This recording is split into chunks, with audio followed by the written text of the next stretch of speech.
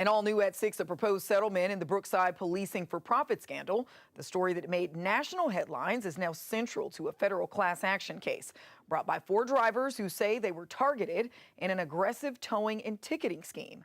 ABC 3340's Valerie Bell explains what could happen if a federal judge signs off. Go ahead, step out of the car. The policing for profit scandal that rocked the small town of Brookside after allegations of harassment, excessive ticketing, and vehicle towing to boost town revenue. Man, what are you doing? Hey, what are you doing? Don't you ever do that to me again. That's body camera footage from nearly 6 years ago, showing the police encounter with Alexis Thomas and her mother, Shakitha Grant. I'm going to give you 30 seconds to calm your dumb down.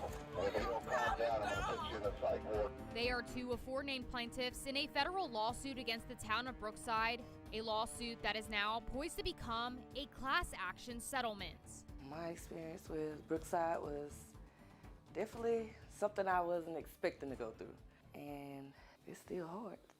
Even to this day, it's crazy. The lawsuit alleges Brookside's police budget became heavily dependent on aggressive ticketing and towing, especially along Interstate 22. Court documents show a 640% increase in revenue from fines, fees, and forfeitures. In 2020 alone, Brookside brought in more than $610,000 through fines and forfeitures, with more than $544,000 going directly to the police department for salaries, vehicles, and equipment.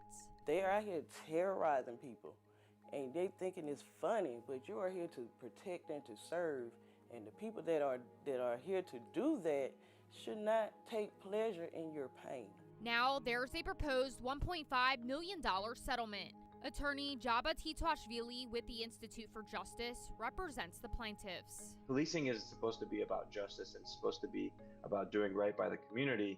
But when it gets infected by this profit motive, it can become something else, right? And that's really the goal here, is to ensure that that improper incentive is eliminated, and this settlement does that. Under the agreement, $1 million would compensate people whose cars were towed between March 2018 and August 2022. Another $500,000 would go to people charged in Brookside's municipal court during that same time. We did this so that not just we would get some of our money back, but everybody who you have terrorized can get a little something back. The town also agreed to major reforms, permanently eliminating its $175 towing retrieval fee, removing its police department from Interstate 22 for 10 years except in emergencies, and keeping 0% of revenue generated by policing for 5 years, with strict caps for the next 25 years after that. Brookside must also implement transparency measures and formally acknowledge that its aggressive policing likely interfered with its obligation to administer justice equally under the law. We're confident that we've achieved our goals here. We really had 2 ambitious goals that we set out for. One was,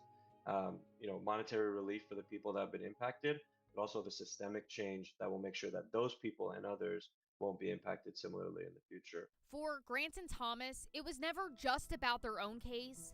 They say speaking up was about accountability and a message to others.